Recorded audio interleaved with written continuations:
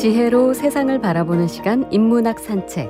이번 달에는 서원대학교 휴머니티 교양대학 이광표 교수님과 함께 우리나라의 국보를 살펴봅니다. 어서 오십시오. 네, 안녕하세요. 네. 지금 초중고는 거의 다 개학을 한 것 같고요. 네. 대학은 아직 방학이죠. 네, 이제 방학 막바지죠. 막바지. 서운하신가요? 많이 서운하죠. 학생이나 교수님이나 방학은 늘 좋죠. 네. 교수님은 아마 예. 교수님들이 더 좋아할 겁니다. 그런가요? 어떻게 보내셨나요? 이번 여름 방학은? 대체로 이쪽 문화유산 쪽 전공하는 분들은 네. 방학 때 이제 밀린 답사를 가거나 또 밀린 전시를 보고 예. 조사하고 이제 그러는 경우가 많은데 올 여름은 유난히 더웠기 때문에 네. 저도 별로 이렇게 많이 돌아다니진 않고요. 네. 대신 짬짬이 좀 도서관 다니면서 이제 밀린 논문을 좀 쓰고 있습니다. 쓰고 계세요? 금방 마무리될 줄 알았는데 계속 방향을 바꾸느라 네. 아직 마무리는 못했지만 응원 드리겠습니다. 네. 자, 오늘도 우리나라 국보 이야기 나눠볼 텐데 실제로 우리나라에 등록된 국보가 몇 개 정도나 될까요? 많다면 많고 적다면 적을 수 있는데요. 네. 점수로 말씀드리기는 좀 복잡하고 그래요? 건수로 이제 보통 말씀을 드리는데 지금까지 국보로 지정된 것은 총 369건입니다. 네. 한 건 안에 여러 개의 문화유산이 함께 포함되어 있는 경우가 있기 때문에 네네. 점수로는 많이 훨씬 따지지 많겠죠. 않고 네. 그렇죠. 건수로 이제 얘기를 하고 있습니다. 그러면은 이런 경우도 있을까요? 국보로 지정이 되었었다가 해제가 되는 경우. 그렇습니다. 많지는 않지만 드물게 있는데요. 네. 가장 좀 화제가 됐던 거는 뭐냐면 1992년도 8월에 한산도 앞바다에서 네. 이순신 장군이 임진왜란 때 거북선에 장착해서 사용했던 총통, 포죠. 네. 포신. 네. 이게 발굴이 됐습니다. 이게 귀함 벼랑자 총통이라고 하는 이름이었는데 이게 이제 워낙 이순신 장군 하면 우리에게 위대한 인물이기 때문에 거북선 관련 유물이어서 곧바로 온 세상이 흥분을 했죠. 그랬겠네요. 그리고 곧바로 며칠 만에 국보로 지정이 됐는데 4년 뒤에 우연히 이게 가짜라는 얘기가 나왔고 검찰이 수사를 해보니까 네. 진급에 눈이 멀었던 해군 대령이 이분이 이제 당시 해군사관학교 이충무공 유적 발굴 단장이었어요.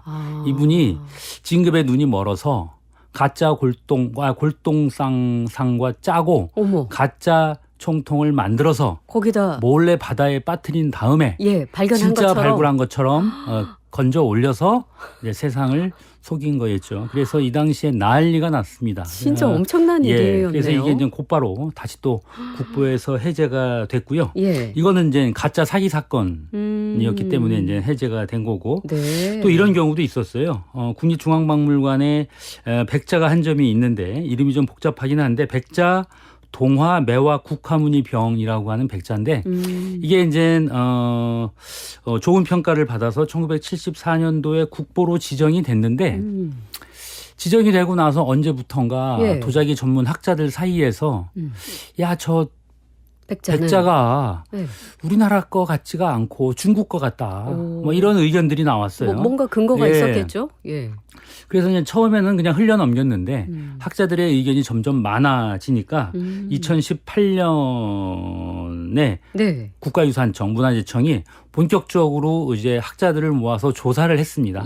조사를 했더니 이제 그 지적대로 이게 중국의 도자기로 판명이 됐고 물론 외국 도자기라고 해서 국보로 지정하지 못할 건 없지만 중국 도자기인 데다가 그러면서도 국보로 지정할 만한 가치까지는 없다라고 해서 2020년도에 국보에서 해제를 한 경우가 있습니다. 아니 꽤 오래전에 국보로 사건이죠? 지정되었는데 한 46년여가 지나서 해제가 된 거잖아요. 그렇습니다. 국보로부터. 네네. 그런 일들이 있군요. 근데 반대로 그 도난을 당해서 행방을 알 길이 없는데 수십 년 동안 국보의 지위가 또 유지되고 있는 그런 유산도 있다면서요. 네, 이거는 안타깝기도 하고 약간 딜레마 같은 상황에 처해 있는 건데요. 네. 안평대군 세종의 셋째 아들이죠. 수양대군의 동생이고 이 안평대군은 조선 전기에 시서화에 능했던 그런 예술인이었고 네. 안견의 몽유도원도를 그리게 한 그런 안견의 후원자이기도 하죠. 이 안평대군이 쓴 글씨가 있습니다. 그게 이제 소원화계첩이라고 하는 건데 네. 이게 개인 소장품이었어요. 그런데 2001년도에 서울 동대문구의 아파트 개인 집에 예. 소장이 돼 있는데 도난을 당했습니다. 그게 이제 2001년인데 그 이후로 아직까지도 이 행방을 찾지 못하고 있어요. 예. 외국으로 빠져나갔을 가능성도 있고요. 네. 국내에 있을 가능성도 있는데 뭐 전혀 오리무중입니다. 지금 이제 수사가 진전이 되고 있지 않고 네네.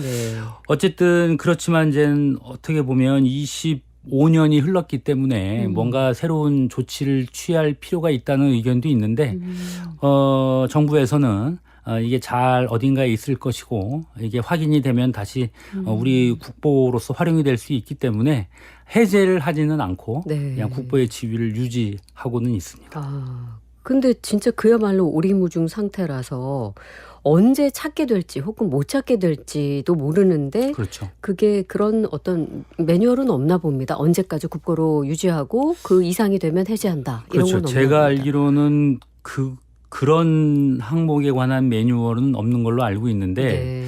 이제 한없이 그냥 이 상태를 유지하는 게 과연 옳은가라는 거에 대해서 이 시점 정도에서는 진지하게 좀 우리가 고민을 해볼 필요는 있어요. 네. 네. 아유, 이렇게 귀한 국보인데 어디로 갔을지 진짜 행방이 묘연하네요. 네. 87년에 문화유산으로 같이 인정받아서 국보로 지정된 바로 소원화계첩. 네, 이 작품을 찾습니다. 자, 문화유산도 세월의 흐름 속에 정말 다사다난한 그런 경험을 하고 있다 이런 생각이 드는데 오늘은 그럼 우리 어떤 국보를 만나볼까요? 네, 오늘은 좀 국보 중에 그림 두 점을 좀 살펴보도록 할 텐데요. 네. 먼저 우선 많이들 보셨을 거예요. 윤두서 자화상이라고 하는 작품인데요. 네. 간단하게 말하면 목도 없고 귀도 없고 부리부리하고 무시무시한 네. 막 수염이 하늘로 치솟는 듯한 그런 분위기의 네. 자화상, 윤두서 자화상이라고 하는 작품을 좀 먼저 살펴보도록 하겠습니다. 네. 윤두서라는 사람은 누구일까요? 그러니까 본인 화가겠죠? 본인의 자화상을 그린 건가요? 문인 화가죠. 문인이면서 자신의 이제 그림도 그리고요. 일반적인 그림도 그리고 네. 인물화도 많이 그리고 또 자신의 이제 자화상도 그렸는데 우리가 이제 자신의 자화상을 그렸다고 하면 뭔가 자의식이 강하기 때문에 이제 네. 자기 얼굴을 그리는 거겠죠.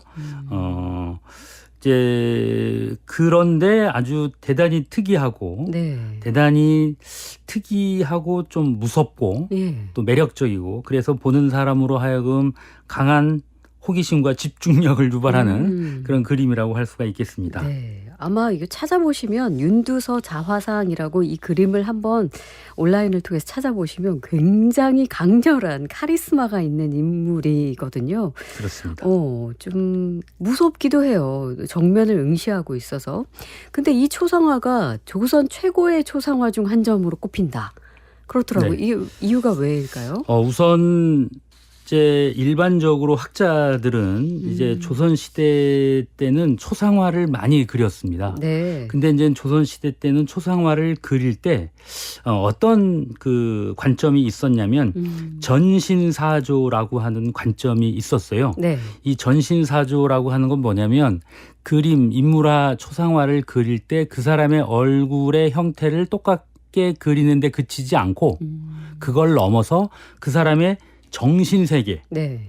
정신세계까지 전달할 수 있도록 내면까지 그려낸다. 네. 라고 이제 얘기를 하죠. 그래서 조선시대 초상화는 대단히 수준이 높다. 이제 이렇게 평가를 하는데 이 윤두서의 이 자화상이 조선시대 초상화를 평가하는 기준인 전신사조를 가장 극명하게 구현해냈다라고 이제 평가를 하죠. 네. 그래서 이게 이제 조선시대 최고의 이제 초상화라고 이제 평가를 하는데 우선 저는 이제 이게 이제 일반적인 평가인데요. 네. 이제 이거는 조금 전문적인 평가라고 할 수가 있고 일반적으로 바라보면 제가 보기에 이 윤두서 초상화의 자화상의 매력은 일단 방금 얘기한 대로 매우 특이하죠. 네. 네. 특이합니다. 이색적입니다. 그리고 눈매가 대단히 부리부리하죠. 그렇죠. 예, 아주 막 그 눈빛이 형형합니다. 그리고 이제 잘 들여다 보면 이제 수염이 막 불타오르듯 네. 하늘로 치솟고 있죠. 네. 수염을 잘 들여다 보면 한 올 한 올 미세하게 다 그려 넣었어요. 그죠? 그러네요. 예. 그 명암 처리도 아주 잘 그렇습니다. 되네요. 예. 그리고 이제 눈과 얼굴에 명암 처리도 돼 있고요. 그리고 더 중요하고 충격적인 것. 두 귀가 보이시나요? 없죠? 안 보여요. 예, 목이 보이시나요? 없죠? 없어요. 예, 상체가 얼굴만 있고 없습니다. 그리고 이제 관료들이 쓰는 탄건을 예. 이제 머리에 썼는데 탄건의 일부가 잘라져 있죠? 잘려져 있습니다. 그러네요. 그리고 전체적으로 이 화면 구도 이게 이제 그림이 크지 않아요.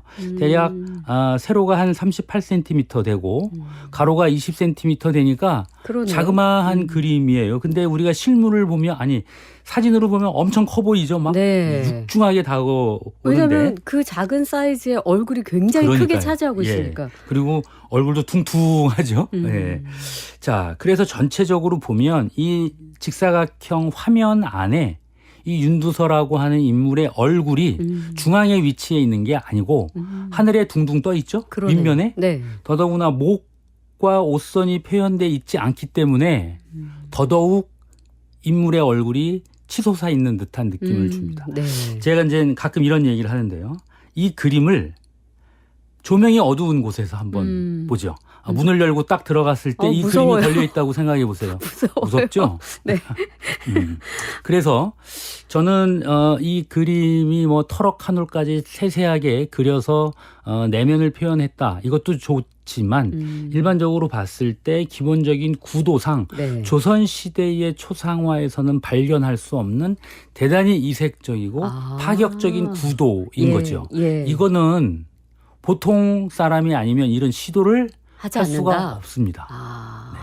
그래서 저는 그런 의미에서? 점에서 더더욱 특이하고 네. 특이하면서 더 의미가 있는 네. 아주 매력적인 초상화다. 이제 이렇게 말씀을 드리고 싶어요. 네. 아마 많은 분들이 도대체 어떤 그림이길래 하고 생각하실 것 같은데 영화 관상이 있죠. 그 그렇습니다. 영화 관상의 포스터로 패러디 되기도 했고 그렇습니다. 이 송강호 배우님 얼굴을 이 윤두서 자화상을 모티브로 만들었다고 어디서 들었거든요. 아주 분위기가 맞습니까? 흡사하죠? 네. 그런 것 같습니다. 예, 저도 네. 그렇게 들었는데 예. 그니까요. 그러니까 자세히 보고 있으면 송강호 씨 모습 보니 이 부리부리한 눈매가. 네. 근데 이제 제가 궁금해지는 것은 자신의 자화상을 그릴 때 뭐 구도 측면에서 이전과는 다른 색다른 시도를 했다. 뭐 이런 거 다 좋은데 여러 가지 내면의 모습이 있을 거 아니에요. 그런데 왜 이렇게 강렬한 모습을 자신의 모습을 묘사했을까? 어떤 인생을 살았던 사람일까? 이 인물이 좀 궁금해지기 시작했어요. 네, 윤두서는 이 그림 외적으로는 그렇게 많이 알려진 인물들은 아니죠. 대중들에게. 네. 예. 근데 이제 윤두서는 전라남도 해남에서 태어났습니다. 해남윤 씨. 이 자화상도 지금 그쪽 노구당이라고 하는 그 종가의 박물관에 보관이 돼 있는데요. 이 해남윤 씨 집안은 명문가 집안이죠. 네. 고산 윤선도 집안이기도 하고요. 또 다산 정약용 선생이 이 윤두서의 증조부, 다산 정약용의 증조부가 바로 이제 이 윤두서였군요. 그러니까 네. 이제 명문가 집안인데 이 해남윤 씨 집안, 윤두서도 그렇고요. 대체적으로 정치적으로 봤을 때는 남인이었습니다. 네. 조선 후기에는 남인이 약간 비주류였어요. 그러다 보니까 정치적으로 많이 소외가 됐고 뭔가 개혁을 추구했지만 기득권 세력에 많이 밀려났던 그런 어떤 비주류 소외된 세력이었는데 그러다 보니까 이 공제 윤두서가 이제 과거에 붙어서 서울로 올라가서 정치권에 들어갔다가 네. 남인 세력이기 때문에 여러 가지 어려움을 겪으니까 정치의 뜻을 버리고 낙향. 고향인 해남으로 낙향을 해서 가산을 운영하고 예. 지역 주민들과 농지를 경영하고 하면서 그런 식으로 이제 생활을 했죠. 네. 그러니까 중앙 정치에서 약간 소외된 인물이었다. 네. 이렇게 이제 볼 수가 있습니다. 그러면 그런 뭐랄까요? 그러니까 그 중앙 정치에서 주목받기를 원했지만 소외된 그런 어떤 억울함과 분노 이런 게 이 모습에 담겨 있을까요? 저는 좀 이따 이제 그 말씀도 드릴 텐데 네. 저는 그런 게 담겨 있다고 저는 생각을 좀 하는 편입니다. 네. 그렇게 보고 설명을 듣고 보니까는 뭔가 억울함이 잔뜩 묻어있는 그런 그림처럼 보이기도 하네요. 네. 그러니까 아니 왜 이렇게 파격적으로 이런 화법을 구현했을지 좀 이거에 대한 평가가 있을까요? 사실 윤두서 자화상을 이제 최고의 자화상, 최고의 인물화로 이제 상정을 하고 평가를 하고 연구를 하다 보면 예. 왜 이런 화법을 그림 속에 구현했는지를 학자들은 밝혀내야 되죠. 네, 그렇지 않으면 이제 논리적인 연결이 안 되는 거죠. 네. 그래서 많은 미술사를 연구하는 학자들이 이런 잠정적인 결론을 내리게 됩니다. 이 윤두서 자화상은 자기의 내면을 깊게 통찰을 했다 이거예요. 그런데 내면을 통찰하다 보면 자기의 인생을 돌아보게 될 것이고 네. 인간의 삶에 있어서 중요한 것과 중요하지 않은 것, 핵심적인 것과 핵심적이지 않은 것을 구분해서 본질적이지 않은 것은 이 그림 안에 표현하지 않았을 것이다 라고 이제 설명을 하는 거죠. 그래서 네. 사람의 사람의 얼굴이라고 하는 것을 봤을 때는 얼굴과 눈이 제일 중요하죠. 귀 별로 중요하지 않고 몸통 별로 중요하지 않다. 네. 그러니까 얼굴과 눈 이외의 그런 것들, 그러니까 몸통도 그렇고 관복도 그렇고 관모 이런 것들은 본질적이지 않기 때문에 윤두서가 예. 사소하게 취급을 해서 예. 아예 그림 속에 집어넣지 않았을 것이다라고 이제 많은 학자들이 해석을 해왔습니다. 그런데 이제 의문이 들어요. 아니 네. 설령 그렇다고 해도 예. 조선 시대에는 말이죠. 아니 그 왕실로부터 임금으로부터 부여받은 관복을 소홀히 다루는 게 있을 수 있나요? 유교적인 관점에서 봤을 때 그렇죠. 부모님한테 물려받은 귀를 예. 아니 조선시대 유교 사상에서 보면 그 귀중한 어머니 부모님한테 물려받은 몸을 이렇게 신체 일부를 표현하지 그렇죠. 않은 거잖아요. 손상시키면서 그림에 집어넣지 않는다? 이거는 유교적인 윤리라든지 보편적인 미감에서 벗어났다 이거예요. 네. 이거를 함께 해명하지 않으면 윤두서가 본질적이지 않아서 귀와 몸통을 그리지 않았다. 이런 해석에 모순이 생기는 거 아니냐. 네. 이런 반론이 이제 나올 수 있는 거죠. 그래서 이런 그 의문이 있었어요. 네. 그러다가 네. 1996년에 이런 의문을 풀어줄 또는 이런 의문에 새로운 대답을 내놓을 수 있는 아주 중요한 자료 사진이 하나가 발견이 됐는데요. 네. 네. 1937년에 조선 총독부가 조선시대 사료집을 냈어요. 예. 그 안에 사진 한 장이 들어 있었는데 바로 윤두서 자화상을 촬영한 사진이에요. 예. 그런데 그 사진을 보니까 그 사진 속에는 윤두서가 도포 옷을 입고 어머. 있어요. 귀도 있어요? 목도 있어요? 귀까지는 잘 모르겠는데 목과 도포가 다 깃선이 보이는 거죠. 네. 그래서 야 도대체 이게 뭐냐? 라는 이제 의문이 다시 제기됐고 또 이거를 놓고 또 많은 학자들이 또 연구를 시작하게 됐습니다. 자, 흥미진진합니다. 새롭게 발견된 자료에서는 도포를 입고 있었다. 지금 원래 우리가 본 윤두서 자화상에서는 목도 없고 그 의복이 전혀 표현되어 있지 않았거든요. 자, 요 다음 이야기는 음악을 듣고 이어가 보도록 하겠습니다. 원일의 피리연주 간. 원일의 피리연주 간 듣고 왔습니다. 박혜진의 문화시대 목요일 코너 인문학 산책 함께 하고 계십니다. 8월에는 서원대학교 휴머니티 교양대학 이광표 교수님과 함께 한국의 국보에 대해서 살펴보고 있습니다. 자, 아주 흥미진진할 때 딱 끊어주셔가지고 바로 이어서 이제 가볼 텐데요. 앞서서 윤두서 자화상이 이전에 우리가 이제 보았던 작품 속에서는 그저 얼굴과 목도 없고 귀도 없는, 그리고 관모도 좀 잘린 모습의 그런 모습이었다면 1996년에 발견된 37년의 어떤 자료에서는 그 도포를 입고 있는 자료 사진이 발견이 됐다는 얘기 해주셨잖아요. 자, 그럼 이제 무엇이 진실이냐, 이제 진실 공방으로 갈 것 같은데 실제로 몸 부분이 있었던 거예요, 그러면? 네, 어쨌든 있었다고 보는 편인데요. 예. 요것도 이제 물론 반론도 있고 그렇습니다. 그 이제 그 논란, 또 새로운 아주 흥미진진한 논란이 이제 시작된 건데, 네. 그 내력을 좀 간단히 이제 소개를 해드리면, 당시 1996년에 국립중앙박물관에서 이 사진을 발견한 사람은 오주석이라고 하는 미술사학자입니다. 네. 이분은 이제 2005년도에 세상을 떠났는데, 예. 자, 이분이 이제 그 당시에 글을 쓰면서 이제 이렇게 정리를 했습니다. 조선시대 화가들은 밑그림을 먼저 그리는데, 네. 그 밑그림을 이제 수치로 그리는 거죠.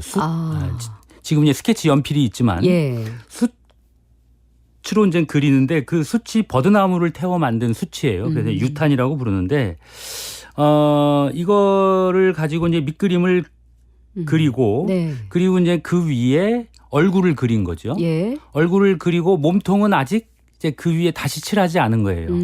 그런 상태로 윤두서가 미완성인 채로 이 작품을 남겨뒀고 세상을 떠났습니다. 네. 자, 이걸 이제 후손들이 물려받아서 이제 보관을 해 오다가 이제 표구를 하게 되죠. 표구를 하고 이런 과정에서 또는 관리를 약간 소홀히 하는 과정에서 이 유탄으로 그린 옷선이 세월이 흐르면서 지워졌다 이거죠. 지워져서 예. 덧칠을 한 얼굴 부분은 우리에게 이제 눈으로 남아있고. 이제 육안으로 잘 보이는데, 네. 이 도포 옷선은 이제 사라졌다. 이제 이렇게 이제 보는 거죠.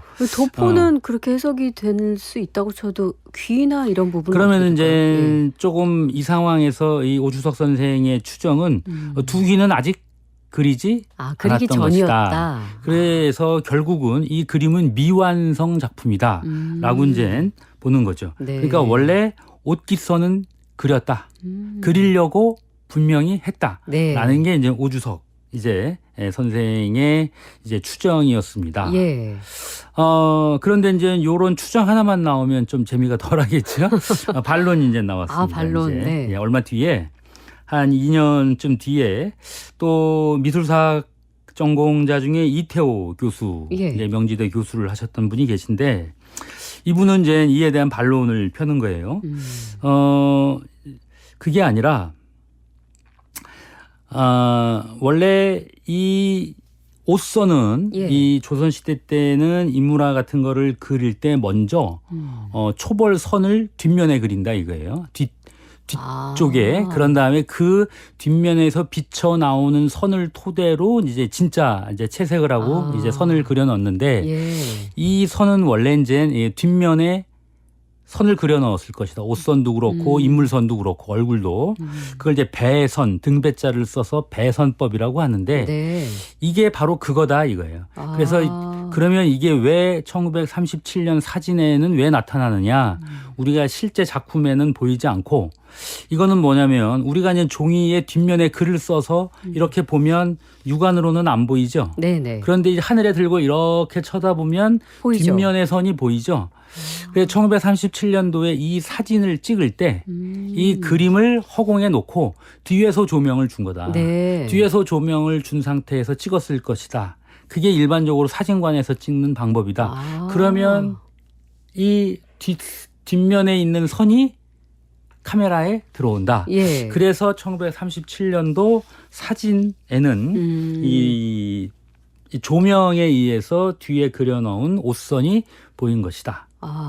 지금은 표구를 해서 뒷면이 이제 가려져 있기 때문에 확인할 수 없지만, 하여튼 이제 그래서 이건 앞면에 그린 게 아니라 뒷면에 그린 옷선이고 지금도 존재할 것이다. 네. 라고 이제 이 이태호 선생님께서 이제 반론을 폈습니다. 두 분 다 말씀이 대단히 맞는 것 이제 같은데. 재밌는 말이죠. 네.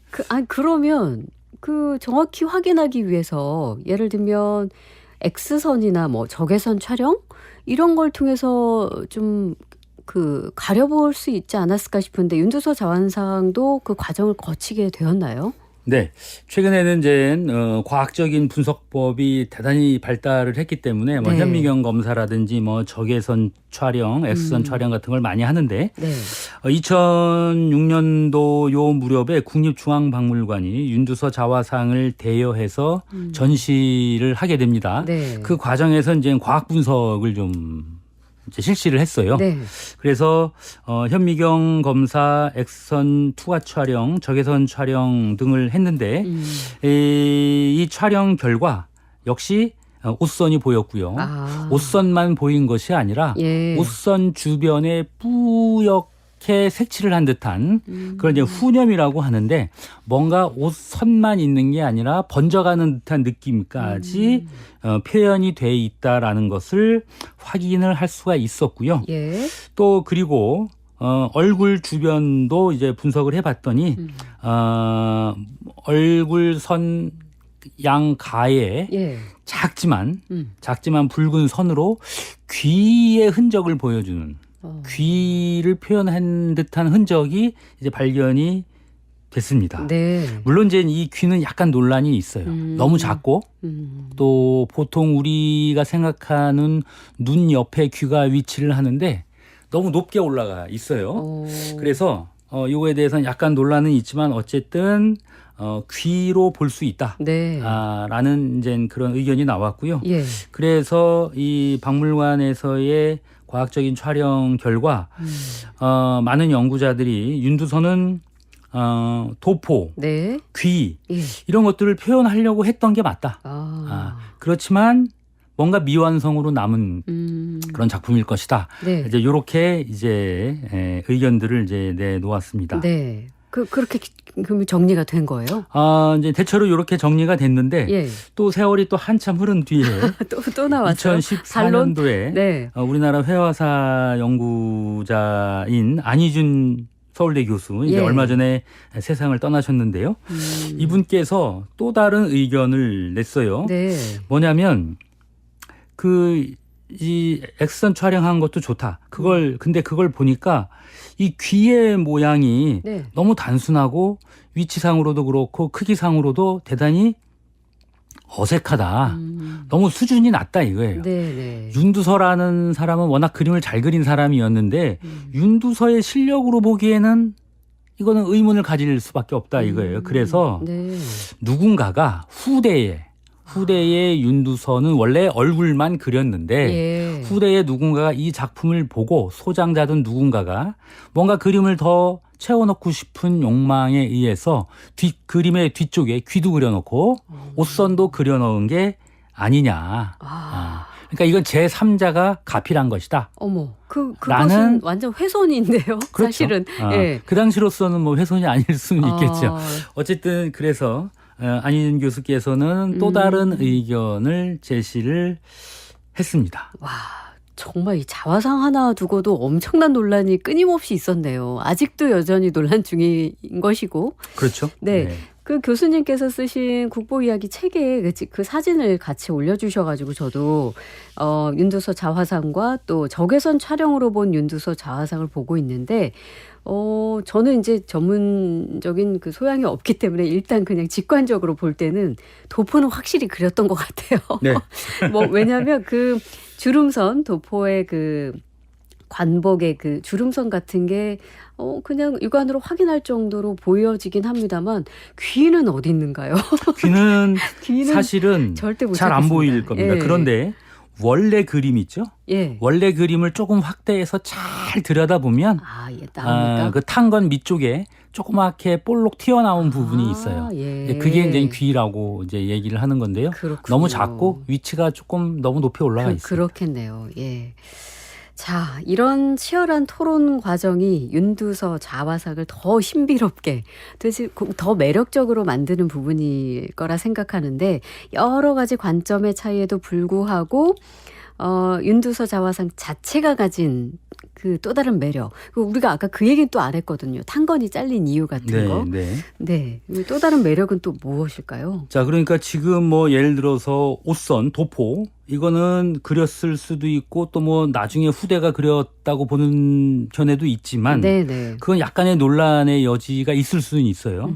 그런데 이제 제가 보기에 가장 명확한 거는 관직을 상징하는 탄건을 예. 일부를 잘라냈다는 거죠. 그렇죠. 이거는 조선시대의 관점 미감에서 보면은 대단히 파격적인 일이죠. 네. 그래서 저는 이 행위가 대단히 중요하다고 보는데 그래서 이 탄건의 일부를 잘라낸 거는 윤두서의 아주 깊은 심오한 의도가 있는 것이다. 네. 즉 당시 정치 상황, 정치 구도에 대한 저항이다라는 거죠. 그래서 서인 중심의 당쟁의 소용돌이 속에서 예. 남인으로서의 어떤 저항 의지를 보여주는 거. 저는 이제 이렇게 이제 해석을 하고 싶은데 네. 그래서 윤두서 자화상에 이런 생각을 갖고 윤두서 자화상의 눈을 다시 한번 들여다보면 네.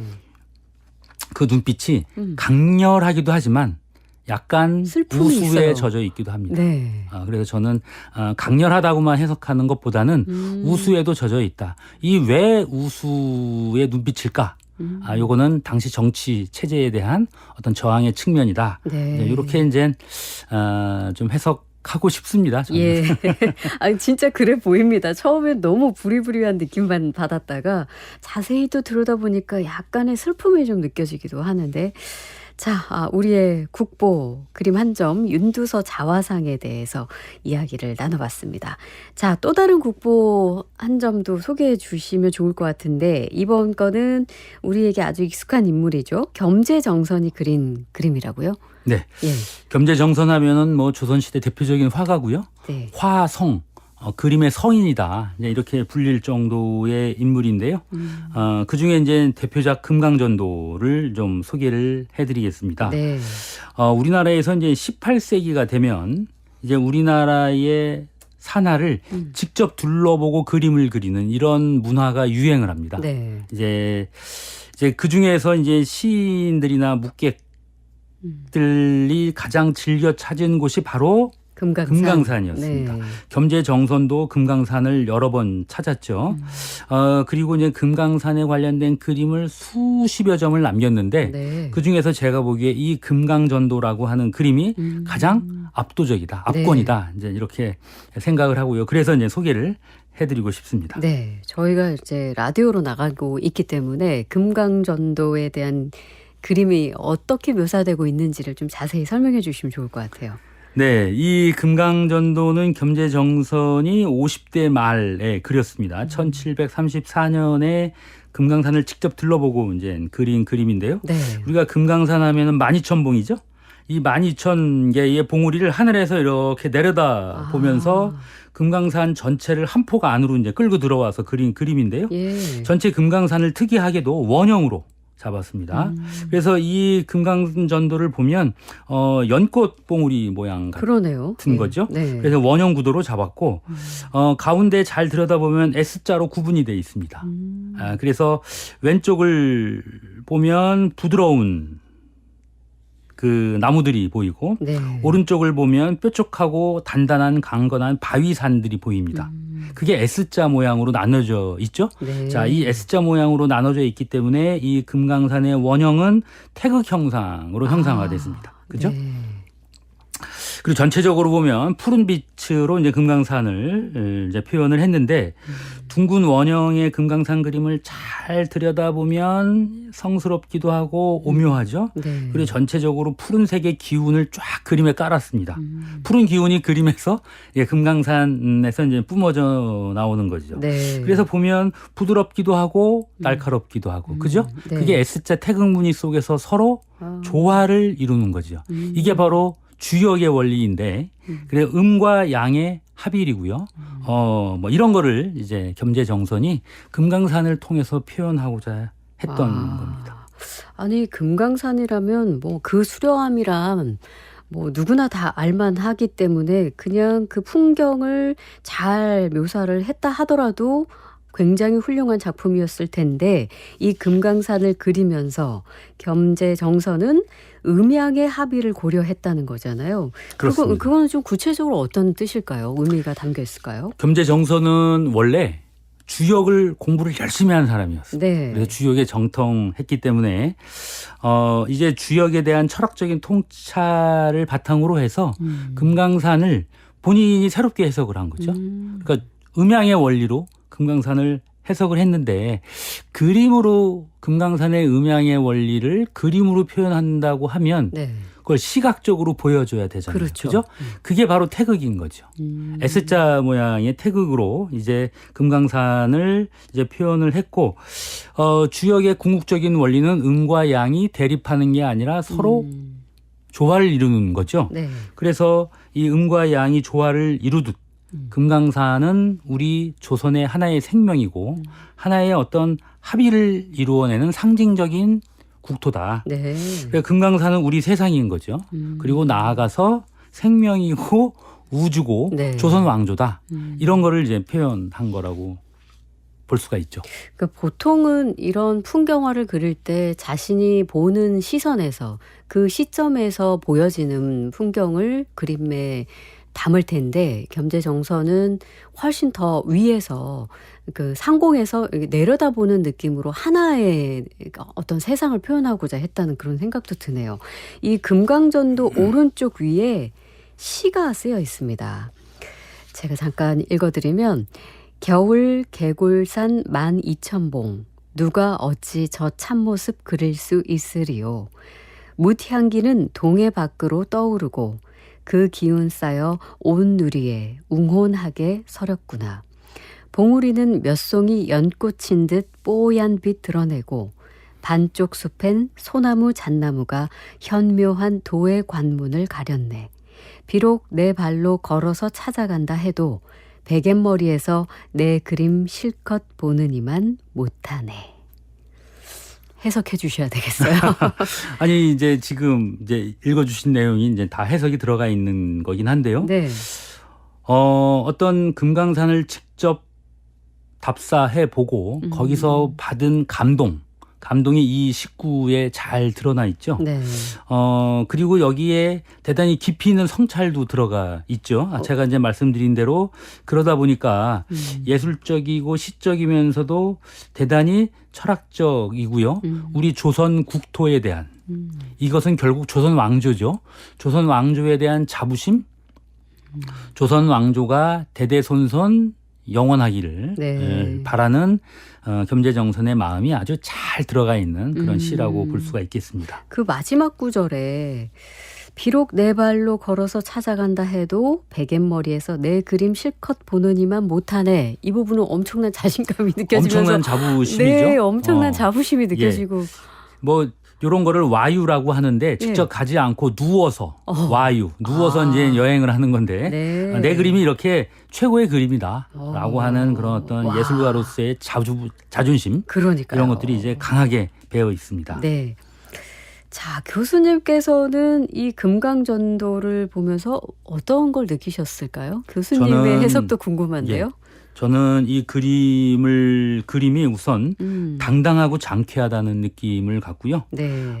어떤 푸르른 기운, 상서로운 기운이 몰려오는 느낌을 갖는데 네, 네. 야, 저게 진짜 금강이구나. 우리가 정서는 우리 눈에 보이는 금강산을 자기 철학적인 렌즈로 필터링을 해서 다시 그린 거거든요. 네. 그런 점에서 보면 이제 대단히 금강산을 제대로 표현한 그림이다라고 말할 수가 있고 그래서 저는 조선 시대의 수많은 그림 중에 이 그림이 가장 철학적이다. 그래서 제가 예전에는 김홍도 그림을 많이 좋아했는데요. 최근에는 조선 시대 그림 중에 하나를 꼽아라. 그러면 저는 이 금강전도를 꼽습니다. 그래서 가장 철학적이고 가장 깊이 있는 그림이다. 네. 라고 이제 평가를 하고 싶습니다. 그런 점은 없었습니까? 당대에 예를 들면 지금 겸재정선의 경우에는 자신이 자신의 이 철학을 기반으로 해서 이 금강산이라는 곳을 재해석한 작품을 내놓은 것이잖아요. 그런데 그보다 풍경화라는 것은 그 현장의 그 느낌을 가장 흡사하게 재현한 것이 좋은 작품이지 이런 분위기 이런 거는 없었습니까? 그렇습니다. 이 겸재정선의 이런 현장을 직접 답사하고 그대로 그려내는 예. 이런 풍조. 그래서 이거를 실경산수화, 더 나아가서 진경산수화라고 하는 그런 유행을 이끌어냈고요. 이때부터 겸재정선을 필두로 해서 조선 후기의 그림이 산수화가 진경산수화 시대로 넘어가게 되는 아주 중요한 미술사적으로 중요한 영향을 미쳤다고 볼 수가 있죠. 그렇군요. 자, 그동안 이제 겸재정선은 사실 아득한 과거에 살고 있었던 어떤 신선 같은 그런 느낌을 줬었는데 생생한 이 일화를 듣고 나니까 하루 종일 일에 시달리는 한 사람의 모습에 또 동질감이 느껴지기도 하면서 얼마나 그 철학적 통찰이 가득했을까 이런 또 존경심도 생기고 그렇습니다. 자, 다음 시간에는 우리 어떤 주제로 이야기 나눠볼까요? 네, 조금 분위기를 좀 바꿔가지고요. 네. 우리 주변에서 지금 이 시점에 여러 가지 국보를 둘러싼 여러 가지 일들이 벌어지고 있거든요. 네네. 행사도 있고요. 어떤 국보 지정에 관한 논의도 있고. 그래서 지금 우리 주변 곳곳에서 벌어지고 있는 놓치면 안 될 만한 국보 관련 이슈 그리고 네. 거기에 얽힌 국보 이야기. 그래서 지금 만나야 할 우리 국보. 네. 이런 컨셉으로 몇 가지 좀 말씀을 드리도록 하겠습니다. 좋습니다. 다음 주도 기대하고 있겠습니다. 국악방송 박혜진의 문화시대 인문학 산책 이광표 교수님과 다음 주에도 함께 만나서 한국의 국보 살펴보겠습니다. 고맙습니다. 네, 감사합니다. 3849번 쓰시는 분께서 자화상 하나에 이렇게 흥미로운 이야기가 많군요 하셨고요. 4921번 쓰시는 분 학창시절 미술책에서 본 자화상 다시 보게 돼서 배움이 됩니다. 확실히 알고 가요. 그리고 가을소리님 저는 남편이랑 여름에 시원한 박물관이나 미술관 자주 갑니다. 교수님 설명 정말 잘해주셔서 귀 쫑긋하고 듣고 계시다고 하셨고요. 4921번 아까 보내주신 분 또 보내주셨어요. 행복한 미술 시간이었다고요. 감사합니다. 자, 오늘 준비한 순서는 여기까지입니다. 문화유산의 내력과 의미를 알고 나면 이보다 더 흥미진진하고 생생한 이야기거리가 어디 있을까 하는 생각이 들 것이다. 이광표 교수님의 저서 재밌어서 밤새 읽는 국보 이야기 속 문장 남겨드리면서 인사드리겠습니다. 마지막 곡은 체코 라디오 심포니 오케스트라의 노들 강변 전해드릴게요. 지금까지 박혜진이었습니다.